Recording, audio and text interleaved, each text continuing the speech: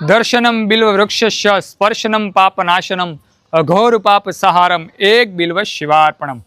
ઓમ નમઃ શિવાય અને હર હર મહાદેવ. શિવ ભક્તો, હિન્દુ સનાતન ધર્મના દરેક લોકોને, મારી સાથે જોડાયેલા તમામ શિવ ભક્તોને મારા મહાદેવ.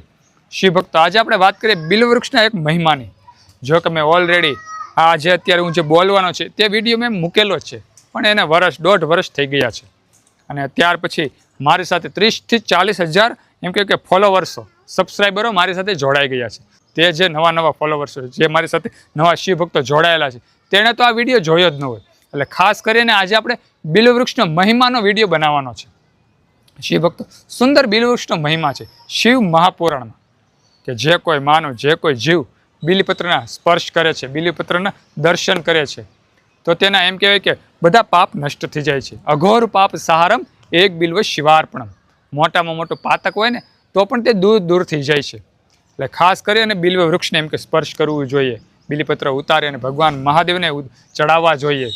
અને જો જીવનમાં મોકો મળે તો બિલ્વ વૃક્ષની નીચે સુંદર થાળું બનાવી અને તેને જળથી ભરેલું રાખવું જોઈએ, તેને આચમન કરવું જોઈએ. અને બિલ્વ વૃક્ષની નીચે એમ કે પોતાના મસ્તિષ્કને જળથી છંટકાવ કરવો જોઈએ, તો ભગવાન મહાદેવની કૃપા આપણી ઉપર અભંગ વરસતી રહે છે.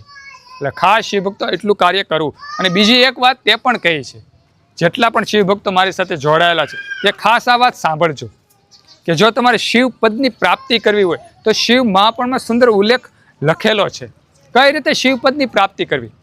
બિલ્વ વૃક્ષ હોય તમારા પટાંગણમાં અથવા તમારા આજુબાજુમાં, આડોશ પાડોશમાં, અવાવરું જંગલમાં, જ્યાં પણ તમે બિલ્વ વૃક્ષ જુઓ ત્યાં સુંદર શિવલિંગ નિર્માણ કરવું. શિવપદ પ્રાપ્ત કરવા એમ કહેવાય કે બિલ્વ વૃક્ષ નીચે સુંદર શિવલિંગ નિર્માણ કરવું. માટીનું શિવલિંગ તમે બનાવી શકો છો. પછી એમ કહેવાય કે તમારે શિવલિંગ નિર્માણ કરવાનો ટાઈમ ન હોય તો તમારે ઘરેથી પણ એમ કે બ્લેક સ્ટોનનું નાનું શિવલિંગ હોય તે પણ તે બિલ્વ વૃક્ષ નીચે લઈ જઈ શકો છો.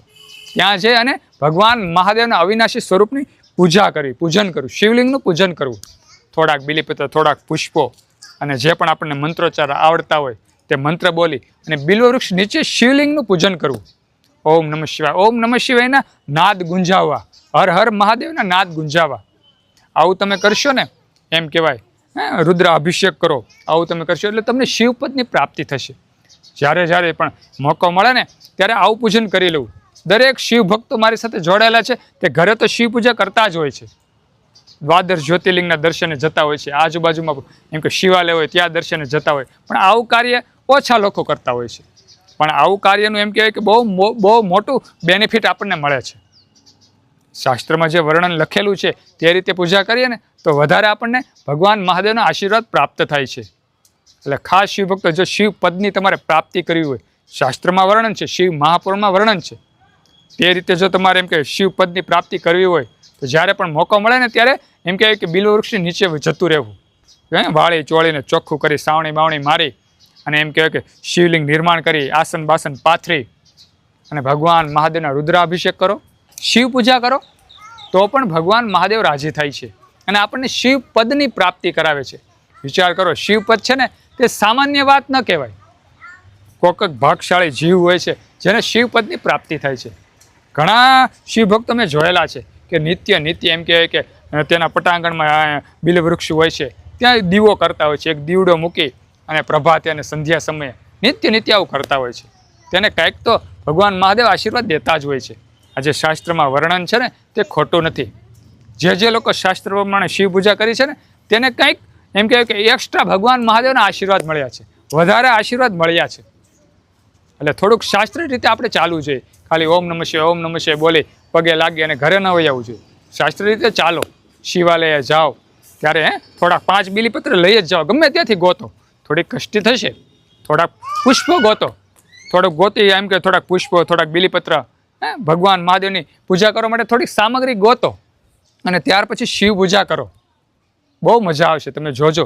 થોડાક દિવસ કષ્ટી પડશે, બિલીપત્ર ઉતારવા જવા પડશે, પુષ્પો ઉતારવા જવા પડશે, ઘરેથી એમ કે થાળી ભરી અને ચોખા છે, ઘઉં છે એવું સાથે લઈ જવું પડશે, દૂધ લઈ જવું પડશે, ગાયનું દૂધ લઈ જવું પડશે, અબીલ, ગુલાલ, કંકુ, આ બધી થોડી એમ કે પૂજાની સામગ્રી ભેગી કરીને થોડી કષ્ટદાયક છે. પણ જો આવું પૂજા તમે કરશો ને તો ભગવાન મહાદેવ આપણી પર વધારે રાજી થશે. એટલે ખાસ કરી તમામ શિવ ભક્તોને મારે એટલું જ કહેવાનું કે જો તમારે શિવ પદની પ્રાપ્તિ કરવી હોય ને તો ભગવાન મહાદેવનું પૂજન કરો, શિવલિંગની પૂજા કરો, પણ તે બીલીપત્રના વૃક્ષની નીચે. આવું સુંદર શિવ મહાપુરાણમાં કહેલું છે. સુંદર આ વિડીયો ગમ્યો હોય તો વિડીયોમાં લાઈક આપજો, કમેન્ટમાં હર હર મહાદેવ હર ઓમ નમઃ શિવાય લખજો, અને આ વિડીયો બીજા હિન્દુ સનાતન ધર્મના લોકોને શેર કરી દેજો. બધા શિવ ભક્તોને, હિન્દુ સનાતન ધર્મના લોકોને મારા હર હર મહાદેવ હર અને ઓમ નમઃ શિવાય.